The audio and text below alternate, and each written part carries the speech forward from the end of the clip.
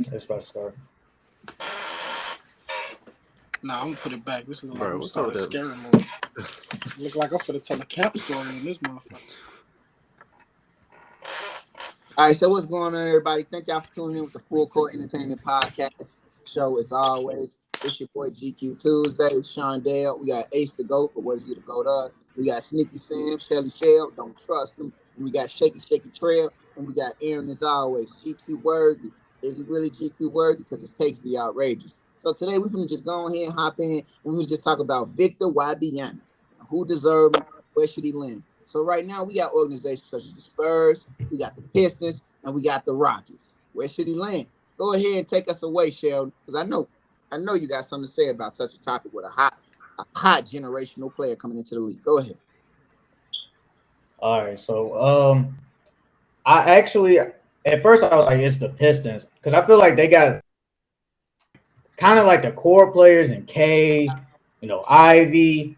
They got James Wiseman now. And one more thing, I remember everybody was garbage. He was a buzz, and look what he's doing with the Pistons, killing.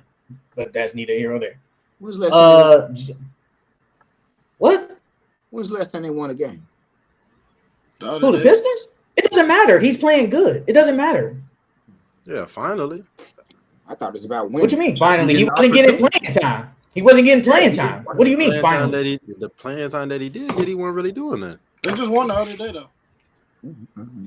That's why they sent us as a G League. But finish your point. Finish to go about Wembanyama, not too much. But they got Jalen Duren. They got Bogdanovich. I don't think he could be there next year, but either way. But really, the best team he should go to is probably the Spurs. We talk about the Spurs culture, Greg Popovich, and I do think they got some core players in Trey Jones. I think he's a good point guard. He's more of a traditional pass-first point guard, can get you a good 15, 16 points. Devin Vessel's a good two-guard to start with. Kellen Johnson has showed this year that he can't be my best player. He showed it. I thought he could be, but he showed that he can't be my best player. And they got Jeremy Sochan. I mean, I saw him at Baylor play. He was decent. It took him a minute to adjust to the league, but he's playing really good. He's actually been playing really good recently though. And with that, and just with the Spurs coach, I think Wembanyama, and then they'll actually have a franchise player since basically Kawhi, but really since Tim Duncan. Yeah. And I know Shondell always be talking about, they ain't nothing to do in San Antonio, born and all that good stuff. So he can focus instead of going to somewhere where he might get distracted. So me personally, I think it's the Spurs. I don't think the Rockets are the good organization to go to because I don't know how they go fit all those players over there. And just I don't know what's gonna happen with Steven Silas. He might get fired. Then it just depends on the coach. I don't know Steven Silas might play. He might be the coach next year, or they just might get a new coach. So I'm gonna just go with the Spurs. I just think they just the best fit, and you gotta be able to pair one of the best coaches ever. So yeah, the Spurs. Trail. Mike passing the Trail. Trail, what do you think Victor Wembanyama should land? As everybody know, I wanted to say the Jazz, man. I wanted him. I wanted him on the Jazz, man. Him next to Lauri Markkanen would have been nice as fuck, but I guess I want to say the Rockets, man. I want to say the Rockets.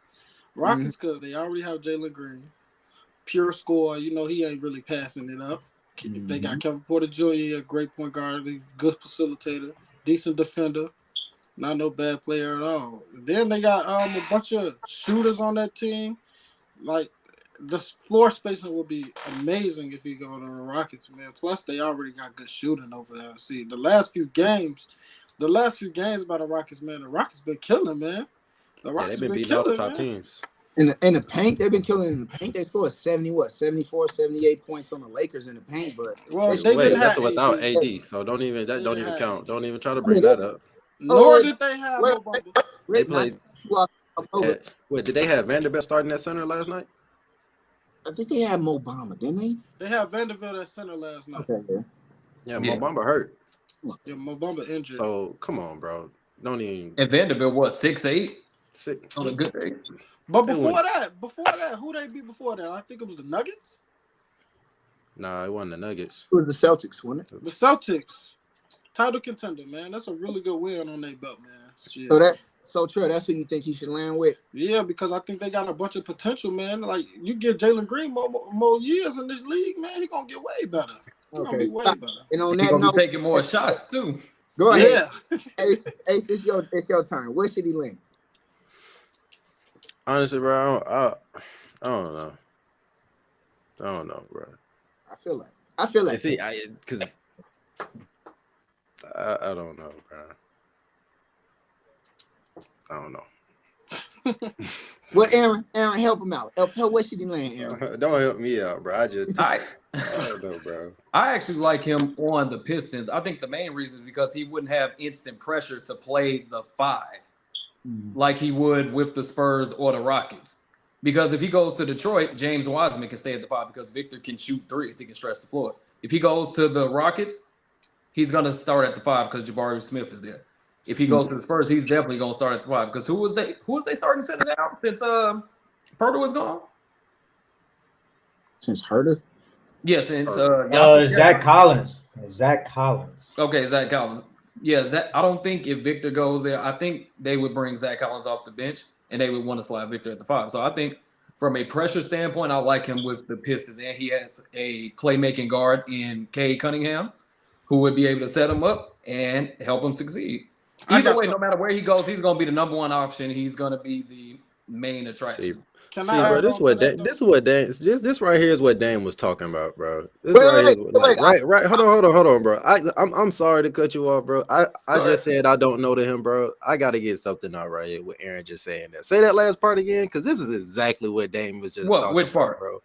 You bro. He didn't even college. I understand. Whatever league he in, the G League or whatever that league is that he playing in, it's the NBA is a whole different stage. And what you just said, you're gonna draft this man, you giving him the keys to the franchise just like that, bro. But that's how it's always been. But it's not always been like that.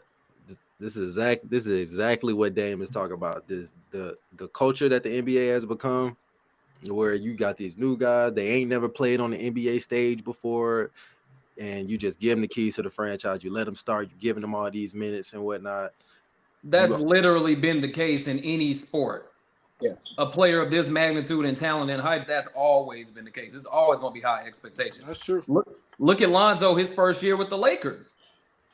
Go ahead. Tell us all that pressure. Yeah, tell us more about why you think he would fit there. Finish your points out.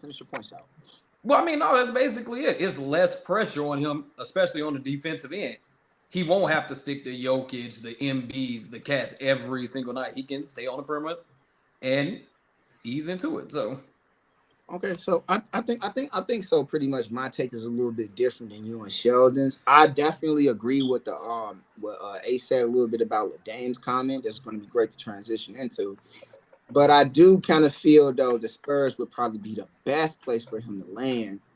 Just because I think about the DeJounte Murray comments about how, what DeJounte pretty much said about how, like, we think the comments that he had on Instagram, that franchise has more problems going on than basketball related. And then you see a couple of months later, he gets to Atlanta, the Hawks, and he's like, what's really going on here? This organization isn't really focused like how they were and structured. And it's like, if you go to the Spurs, like Sheldon said, they have the structure that they build, they grow players. And just like DeMar DeRozan, you can see with him, like his game was great and amazing before he got there. But that little time he spent with the Spurs, it made him a better player. It really did. He's better now. If he probably would have spent maybe if his younger 20s, DeMar would have won an MVP. He was in an MVP running that year after he left the Spurs. And it's like the Pistons, yeah, they got a lot of good players, a lot of great players, but Cade, the other guy they got, Jaden Ivey, all those guys still need to develop and get better, do more. I don't want to just keep seeing players have to depend on one another to get better. I would like to see coaches push players to the next level. And the other team that we mentioned, whoever they are, I can't even remember them. They're non-factor. Okay, but my question is, with the Spurs, how much longer is Pop going to coach though? I think Pop's going to do it until he kicks the butt. Pop just said he's going to retire at the end of this year. I think believe. I mean, but even if Pop retired, you don't think he's still gonna have his hands in that Spurs? Like but it's not the same as being there day to day though, as the head coach. And I would like to challenge that point to say this. Okay. The way you say with Pop being removed as a coach, and it just, it's not that the organization isn't built off one person. Just how you seen with the Celtics when Brad Stevenson stepped down and you seen Ime step up as a coach, the franchise stayed amazing. And when you seen Ime step down as a coach and you seen who we have now as the coach, I don't know, Ise Mizzou, how you say his name? Missoula? Yeah, but it's just like that. Like these great organizations are not just one pillars; they're built off many other people around it. So it's like I would like to see Victor there. Like just like we see Jakob Porter, he goes to Toronto. Honestly, he's playing much better. And I want to see the man with somewhere he's gonna actually thrive and not, oh, you got Cade gonna do this, he's gonna set you up in the post. And I'm tired of seeing it. I would like to see these players develop and get better. The only reason I said the Spurs is because I feel like he's going to be the number one. Like, I think he's going to be the number one with the Pistons, but it's like you just drafted Cade number one 2 years ago. He's coming off an injury. Like, is he going to be the same? Is Jaden Ivey, how is he going to transition from basically being was supposedly be the second option, I guess, to probably being the third or fourth? How is he going to transition to that? The same with Bogdanovich. He's just gonna be there with the three point specialist, and then you have all these bigs now. Jalen Duren, he's good. So it's like, what are you gonna do with him? James Wiseman is good. What are you gonna do? James Wiseman can't play the 4. He's too slow. Footwork not fast enough. He plays the 5. Then no, I don't think. I don't. I think wherever Wembanyama land, he gonna always play power forward. That's gonna be his. I don't think so. No, he goes to the Spurs or Rockets. He's playing the 5. They're playing 5. And that's the same with the Rockets. What are you gonna see? But what are you gonna do with Sengun? The matchups will probably be different, bro. What you gonna do? Because with the Rockets, Kevin Porter's not gonna be there no more. Because I think they need a traditional point guard. I don't think because they signed him to a 4-year deal, but it's really 1 year. They said the rest of his years are non-guaranteed. And they probably want a traditional guard and want Jalen Green to be like that guy. Then you already got Jabari Smith. Jabari Smith can't play the 3. His footwork ain't fast. He can't play the 3. Then you got Sengun. I don't think Sengun can play the 4. So it's like now you got these. Now you got these. Either Sengun comes off the bench, they trade him. I can't put Sengun on the bench, bro. I can't do that. But you're not gonna pass up on Victor. I know you're not, but I can't put him on the bench though, and that's why I said the Spurs. I would like to say this. I honestly think I think the Rockets are the worst franchise in the league right now. I mean, I know record-wise it's probably the Pistons. Rockets did a little bit, but I think it's actually the Rockets. And I think that when you look at the log jam they got, it's not like Orlando where it looked like it's working out, the organization making moves and trades. The Rockets suck. And I don't think it's a real choice for him. I think even if they get the choice to get Wembanyama, I think they shouldn't even go for him. They should just trade him off. I don't think they should do it. That's not good. Kevin Porter Jr. I'm not gonna hold you. I could see him somewhere going, and he could maybe Chicago needs a point guard. Lonzo's not working out. Send him to Chicago. But he's not a point guard though. He's way better as a 2. He's really in the era. I feel like we're really in the era of positionless basketball for real, and it's just all about the if the player has the ability and the size for it, we'll put him out there type. Cap. Yeah. I think we all say that, but it's not true. I think the only thing that really just happened is the big. What you mean? That's how we doing with this. That's how they doing with this small ball. What you mean? They got PJ Tucker playing center. Let me tell you. I'm telling you. I think you say that, but it's not really true. You get like these positions with the big. The big is just changed. The big isn't just sitting in the paint and just hook shotting, playing with back to the basket anymore. The big is that you got players like Sabonis, you got players like Jokic, you got players like Draymond. It's the same thing with the point guards too, though. Let me finish. So you got these bigs, they can play through them, they can pass, they're triple action, they're triple threats. And so you say it's positionless, it's not really positionless. What's changed with the point guard besides the range? What's really changed with the point guard? What you mean range? Score more. Okay, yeah. They just score more. The position ain't really changed. What's changed with the shooting guard? What you mean? Shooting guard doing everything. They size. What you mean? You got shooting guards that can actually play center because they got the ability and the size for it. You don't got center. What shooting guard playing center? We Bro, barely got good shooting guards in the league. Bro, Shooting guards number more defenders. LeBron can play the this is what we're talking about. LeBron can play the 1, LeBron can play the 2, the 3, the 4, and the fucking 5. LeBron doesn't count. He's different. How many LeBrons in the league? KD can do the same thing. You can slide Giannis No, in any he position. can't. No, he What? can't, bro. If you put KD at center, it's over with, bro. No, you can't do he's that. not Bro, as big because or as he strong listen, as can't it's LeBron, so. bro, You it's can't about do that, the bro. it's He not about the stopping a player matchups. like Embiid, man. It's right. about it's That's the about same the thing with LeBron. matchups, bro. It's again, like I'm saying, it's about the matchups.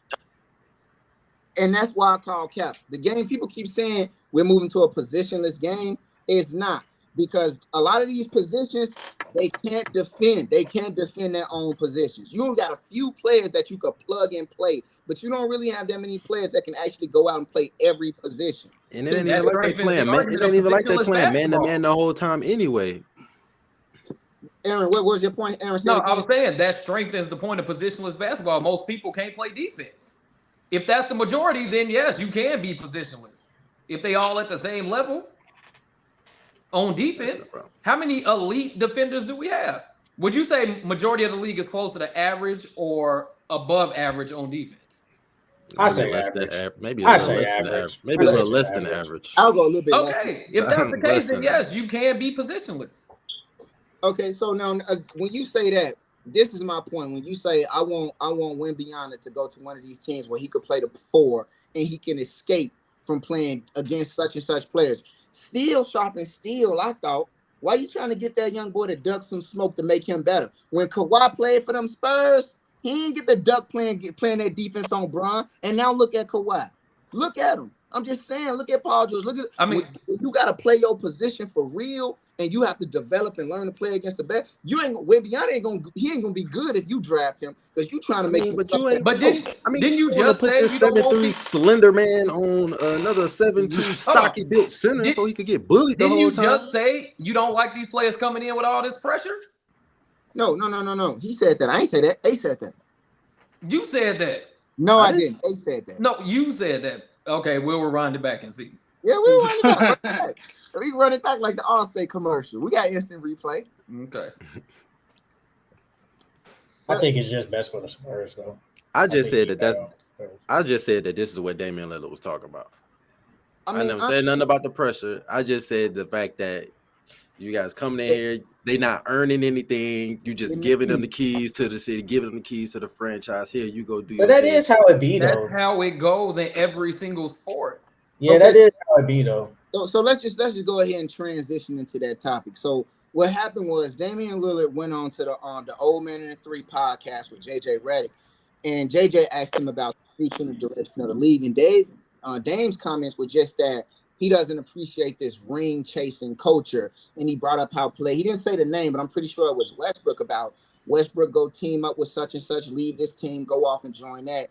They win, they get the ring. KD won, got the ring. Now everybody, they don't want to give him the credit. Or 2, you go off, you join up with the team and you don't win, and you got these young players in getting these keys to the franchise, and it's just not the direction of the league. So Ace, you brought us into it a little bit, so go ahead, then we're gonna go Ace and Sheldon.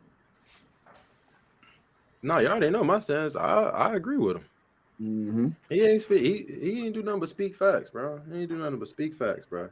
You got these guys coming in. It's just I always thought the NBA, and maybe just because I was young, stupid, and I really believed in video games, but you know what I'm saying? I play my little 2K, I play my little summer games, get drafted number 1, but I go to the team, don't start. You got to earn your minutes. You know what I'm saying? You got to get coached up by the vets and everything like that. So in my eyes, that's really what basketball was, bro. And like, for the average NBA player, yes. Yeah, but I guess that's what it is for the average NBA player. Yeah, that's the case. But for the generational talent, or those are the only ones. No. Sheldon. No. I mean, Dame's right. Like, I feel like a ring shouldn't define your whole career. Like, if we think about it, majority of all these accolades come from the regular season. All-stars, all NBAs, the scoring. You're gonna get the most scoring points from the regular season. And he basically made it seem like if you don't have a ring, you're garbage, which isn't true. Charles That's how fans Barkley. make it seem. Charles Barkley wasn't garbage. Karl Malone, John Stockton wasn't garbage. That's in reality. Melo isn't gonna win a ring. Melo wasn't garbage. Like that ring shouldn't matter. And I don't think he said on this specific podcast, but I think he said it earlier. He said even if I go to a new team, it's not even guaranteed I'll win. Look at the perfect example right now. Kevin Durant. He just got hurt. Now there's not even a guarantee they will win. It's just not guaranteed. He might as well stay. And I think we could give Dame the credit, but then it's gonna be like Dame was. I feel like the casual player the casual person is gonna say Dame was good. But if you watched him, Dame was really like that. It's just he just didn't win a ring, and I mean it's not his fault. Like I think he wants to do it his way, and that's fine. Yeah. You don't need to chase a ring all the time, but it's like if you don't have a ring, apparently you just not good, which isn't true. Yeah, I agree. I don't like that. Wait, Ace, go ahead, Trail. Tell us your discussions about that question for you, Trail. Go ahead. I mean, like I can go back to when we was in middle school, man. Like they always used to be like, yeah, Kobe better, LeBron better. We used to always have those comparisons. So everybody always just go to fucking rings. Like that was just some childish shit we did when we was younger. Like I don't know, but rings definitely don't define who you are, man. Like rings definitely don't define who you are. I just seen a bunch of good role players win rings, and they wasn't all that. Like I just seen people come. Like what's that dude name that was on the Raptors? He won with the Warriors. He won with the Raptors. Patrick McCall. You're talking about Patrick McCall. Yeah. He wasn't a great player, but he still got a bunch of rings, But rings don't define who you are, man. The player you are that year or that whole NBA league, that defines who you are. And it's on the court and off the court as well. So let me ask you this. Okay, Trail. So with the conversation, I know what you're talking about, the debate, like the ring. Right. Dane said his comments about like you can't just keep dismissing everything we do in the regular season. How much do you think the regular season like we should put a little bit more weight on what they did during the regular season? Then? Right. I definitely agree with that one because like there's been plenty of times where Kobe got snubbed a few MVPs, man. We ain't gonna go into details about that, but he definitely got snubbed a few years. And he was carrying his team the whole year, like just like Steve Nash. I agree. Steve Nash played his part and did whatever he did to make his team win. But like Kobe literally carried that team like time after time and put in like that's what made him the Mamba, man. One last question. He had, for sure. One last question. Who do you blame more, the fans, the media, or the players? I wouldn't blame the fans, man. It's got to be the media, man. It's got to be the media for sure. Okay. Aaron, go ahead and hop into this. Tell us your thoughts about everything what Dame said. Yeah, so in my opinion, in general, rings should not hold that much weight, but they only matter when you're talking about like the GOAT debate. You got to nitpick somewhere when you're talking about these all-time great players. The two examples I can think of is, of course, Mike and LeBron. What's the first thing they say for Jordan? That's the only thing they can say. I know. And the other one that doesn't get talked about too much is Tim Duncan and Kevin Garnett. A lot of people would say Kevin Garnett was a better player, but what can you say against Tim Duncan with 5 rings? Should have been 6 for 6, but I digress. That's another discussion. So, yeah, rings should not matter as much when we're talking about a player's overall just greatness as an individual. But when comparing to another person saying, okay, well, who's better, who's greater? They have to come into play because how else are you going to separate them? Especially when you get to the tippy top of all-time great players. Bro, Brian the GOAT. That's all I got to say. Okay, my thoughts and comments on it are like this. Okay, so Dame is clearly right. He's not the first person to say Yeah, he's right. I think though, like we get to this point where it's like these players aren't playing as many games, and it's like we see the issues with load management, and now it's like we need to put some respect on the regular season. And I think last year when I look at like the Brooklyn Nets, they proved to us the regular season does matter. You can't just show up in the playoffs, not know how to play these guys, not lineups, and just out-talent your way to win. And it's like Kawhi or George, like, yeah, they play, but sometimes they get on our nerves with the load management and AD load management as well. But regular season matters. Getting out there, seeing those guys out there play basketball day in, day out, hoop. And sometimes I feel like it is like the retired players' fault because I remember it was this one game with the Wizards, John Wall, Bradley Beal got into it with somebody, and they dressed up in all black, and they was like, man, it's gonna be a funeral tonight. And Charles Barkley and them, they was like, man, y'all putting too much energy into a regular season game. You say that for the playoffs.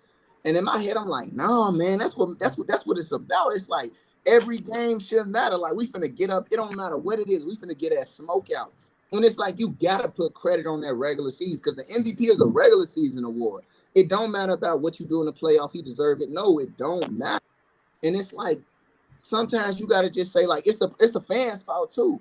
Because sometimes we will overlook what somebody did in the regular season and we're like, oh, he didn't even do nothing in the playoffs. They got bounced. We did it to James Harden. He lost MVP to Steph a couple of years, but if he do those same things, he win 3 years in a row. And it's like, I mean, I think my thing is, I think a ring is like the ultimate validation of the greatness that you see in the regular season. Because I'm saying whether it's a team or an individual. I mean, look at the 2016 Warriors, greatest regular season ever, but they couldn't get the job done. Now you got people questioning, were they really that great? Even if they blew a 1 lead on top of that. So that made them question that team anymore. You just talked about James Harden.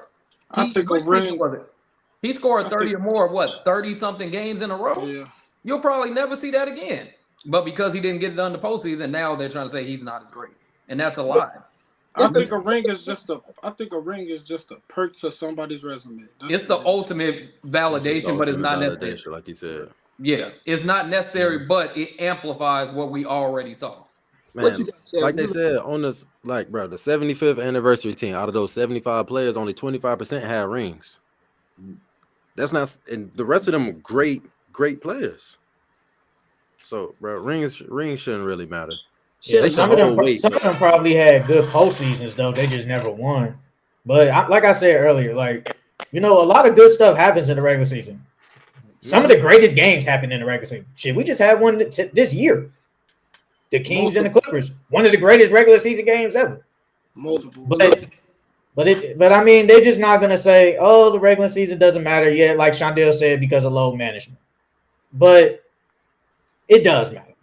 It does matter. Dame is absolutely right. And then people gonna say, "Well, because Dame just doesn't have a ring and he doesn't really care." He probably does really care about winning the ring. He just doesn't want to go the easy way out. Because if he goes, let's say if he goes to the Lakers, right?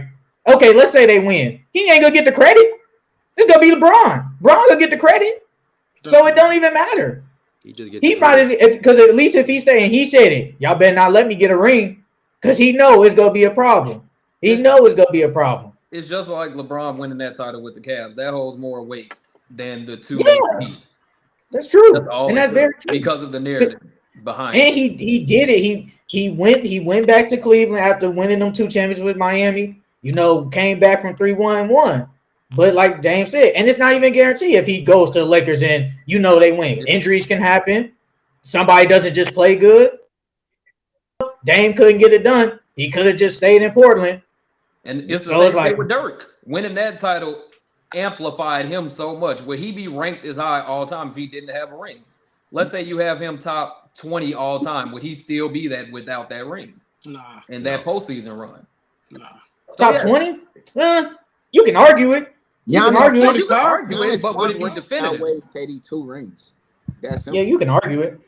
I think it's an argument. I mean, I think we could stay on this topic forever with ranking and all that, but we're gonna just move on and push. So right now, speaking of Dame, great high caliber player, averaging like 31 points. We got to really talk about who's gonna be the MVP. Right now, is it gonna be Jokic or is Joel gonna get it? So go ahead, Trail. Tell us who you got for it. Man, I got Giannis, man. I ain't gonna cap to y'all, man. I got Giannis winning it all, man. Like, do you see what he doing? Like, his team good. They winning. They the first team to touch 50 wins this season so far. Like, and they ain't nobody as locked in as them, man. Like, once I see them play, you could definitely see the chemistry everywhere. Like, it don't matter who it is. It could be Joe Ingles. It could be Jay Crowder. It don't matter who it is, man. They're going to put the ball in the bucket, and then they're going to get stops. Like, I could trust this team with getting stops on any team in the league, even without Giannis. They your favorite in the East? They're my favorite in the East, besides Cleveland. Oh, Cleveland, I love Cleveland for sure. they might be. Hey, a look year at you away. started with me a little bit with the dark horse pick, the hot take. I definitely see them going conference finals. No cap. I think the Nuggets got to get it together. Individually, Jokic has been great, but right now, Nuggets, they done lost 4 straight. Philly been winning. The narrative is starting to push more towards Joel to win this MVP. And as all year, I've been saying that Jokic been making a strong case to win this 3rd MVP. But like I said, right now with them losing to who they just lose to? They just lost 2 at home to Chicago and Brooklyn, and they lost 2 on the road to San Antonio and the Raptors, allowing the Raptors to get 49 points in the first quarter. Where did they do that at? Now, Coach said they're in chill mode right now, and obviously Joel them got their foot on the pedal. So they don't have a right to chill mode. They don't have a right to be in chill mode. But I just want to say something. Like I noticed that they low key like found an exploit from on the Nuggets though. Like the Raptors really exploited they weakness. Like Jokic's not really that good on defense, man. So they was attacking the shit out of him. Like, he's never been a good defender. Never been. Yeah. So the Raptors didn't show me nothing. He's always been average to maybe slightly below average. That's not something new. So Coach said they in chill mode right now with them locking down the first seed. So they got to put their feet on the pedal. And Joel been averaging 33 and 10, shooting 60%. The narrative is starting to push towards him. But I feel like with this, I feel like them losing to the Raptors. I feel like with them losing to the Raptors like that, they gonna get it together. All right, go ahead, Sheldon. Tell us what you got. I want to go back to the text message I said. A said that's the past month. Nuggets have been one in the conference all season. He's averaged a triple-double all season. And you know what I said? That means nothing. Honestly, the Nuggets play average the rest of the way. Joel keeps dropping 30. He has a chance. Not saying he'll win, but he will have a chance. Lord behold, he's in the running for the MVP. He's number 1. I told you, it just doesn't matter, bro. It's not about what you've done in the past. It's about what you've done now. And what Joel B has done now, it's on another level, bro. We probably ain't never seen a big, not like a big that been scoring like this. He doing amazing. The shooting, the 30 points, the block, and his defense. His defense has been A1. Like I think he's gonna win if he just keeps scoring 30 and they keep winning, and they're winning. That's the key. They're winning.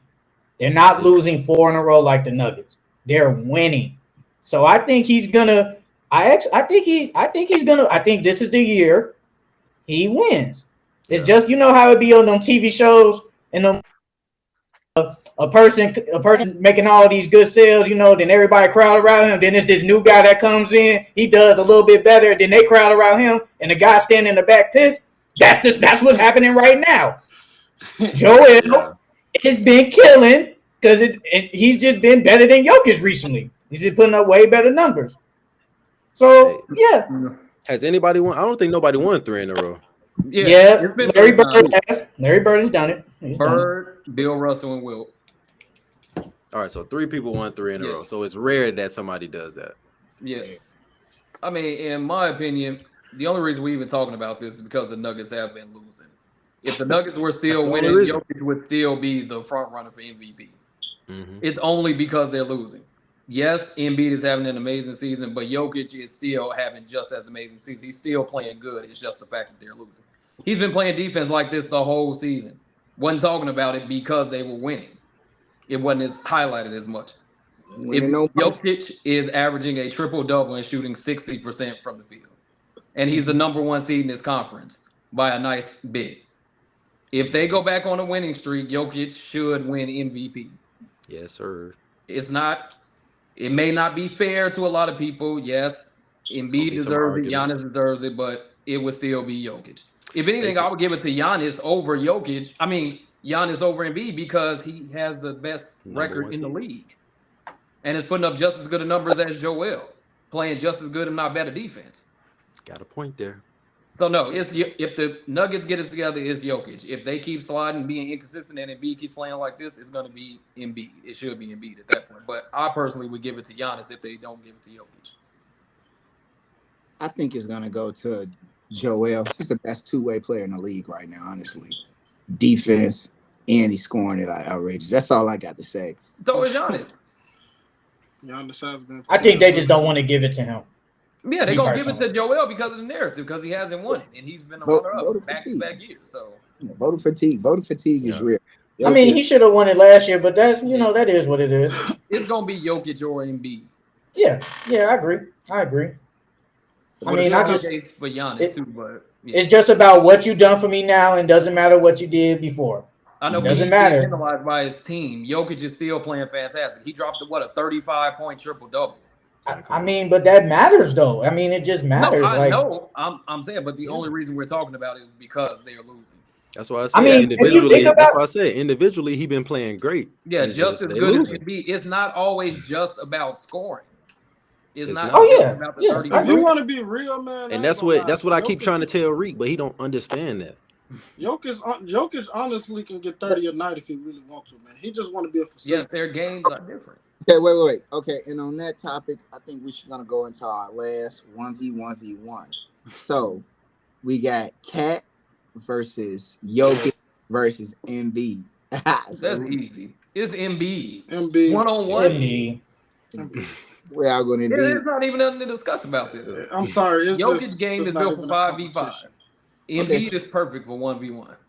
Like nobody to double team Embiid is crazy. It's over with.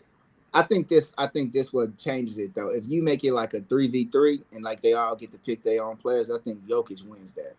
He wins that. I think it depends on his players. I think it depends on players. Man, we talking about it depends on Jokic. We just seeing what he did. It just depends. Like, I mean, if you get Jokic, Jamal, Michael versus Joel, James Harden, and Tyrese Maxey. Honestly, Jamal Murray can't. I don't think he can guard. The Sixers are still gonna win that. The Sixers and with Cat, you got Cat. I mean, the third best player. I'm gonna just go by default. It's gonna be Cat, Edwards, and Mike Conley. Not Rudy Gobert because he's just another big. So I'm gonna just put Mike Conley as the third. They don't have the players to match up with James Harden and Max. They just don't. Okay. Anything not 5v5 is gonna be Joel. Man, to be honest, y'all should have said it's that simple. Y'all should have said Giannis versus Jokic versus Embiid, man. That because everybody was no. So that's gonna be a problem. Giannis is too mobile for them boys. He would bully that boy. Yeah, no, not Giannis. And I don't think he's gonna. Like I said, I don't think he would win MVP anyway. But that is what it is. His team too good, man. His team really care. Joel handles too. His dribble pull up all that. Yeah, whatever. Please stop it. Don't do that. His handles ain't wet. For a big, it is going against other bigs. Yes.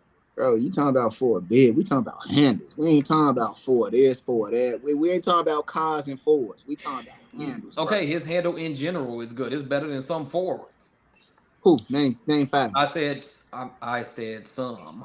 Can I throw? I didn't say majority. I said. Can I throw a 1v1 in there? Can I throw one in there? Sure, go ahead. All right, it's gonna be prime DeMarcus Cousins versus prime Embiid and Embiid isn't prime. Right, yeah, Embiid, and then I'll throw in Jokic. How about that one? That's better. Cousins. I still go with Joel. Ooh, that's a tough one. I probably still go with Joel or Boogie. I'll still go with Joel. I'm gonna go Bug. Cousins, he a bully. He a bully, bro. He's a bully. He a semi-truck in a China shop. You get I still. I ain't gonna lie, bro. I probably go Embiid. I still might go Embiid. This nigga Embiid, man, he got handles like a guard. He a step back, pull up, bro.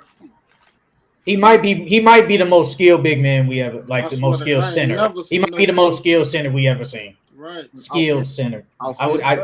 If you want to count shooting, then yeah. If you don't count shooting, no. He's not more skilled than skills. Like skills isn't just offense, right?